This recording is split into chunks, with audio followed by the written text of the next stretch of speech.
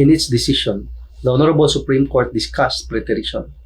According to the Honorable Supreme Court, preterition consists in the omission of a compulsory heir, but not just a compulsory heir in the direct line from the last will and testament. Okay? Either because he is not named, or although he is named as a father, son, or etc., he is neither instituted as an heir nor assigned any part of the estate without expressly being disinherited. Okay? There is no express disinheritance.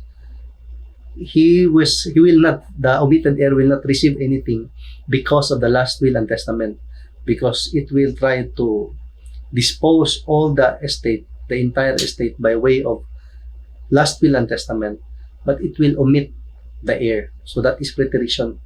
Preterition is tacitly depriving the heir of his legitimate. Preterition requires that the omission is total. Okay, so this was the phrase, that I had mentioned earlier. Omission must be total. Okay, you will not receive anything. The heir will not receive anything, meaning the heir did not also receive any legacies, devices, or advances on his legitimate. Will not receive any inheritance. In other words, preterition is the complete and total omission of a compulsory heir from the testator's inheritance without the heir's express disinheritance. Because of course, there is a law for a testator to make and express disinheritance. But you cannot do that through preterition. Okay? That will be the scope of another codal provision. Now, Article 854 of the Civil Code states that the legal effects of preterition are as follows. Okay? The preterition or omission of one or some or all of the compulsory heirs in the direct line. Okay? Not any compulsory heir, but compulsory heirs in the direct line, whether living at the time of the execution of the will or born after the death of the testator, shall annul the institution of heir.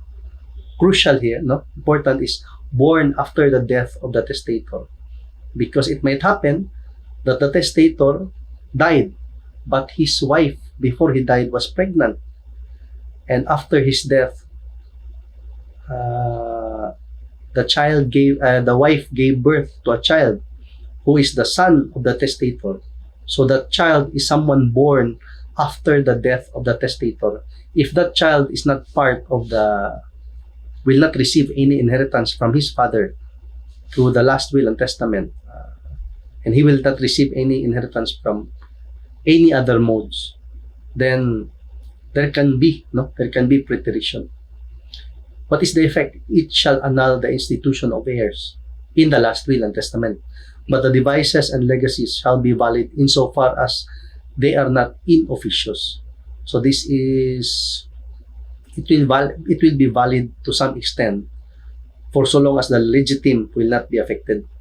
If the omitted compulsory heir should die before the testator, the institution shall be effectual without prejudice to the right of representation. So if a child dies, the grandchild will follow. Right of representation. Okay. So more on preterition and inheritance. I'll see you in the next video.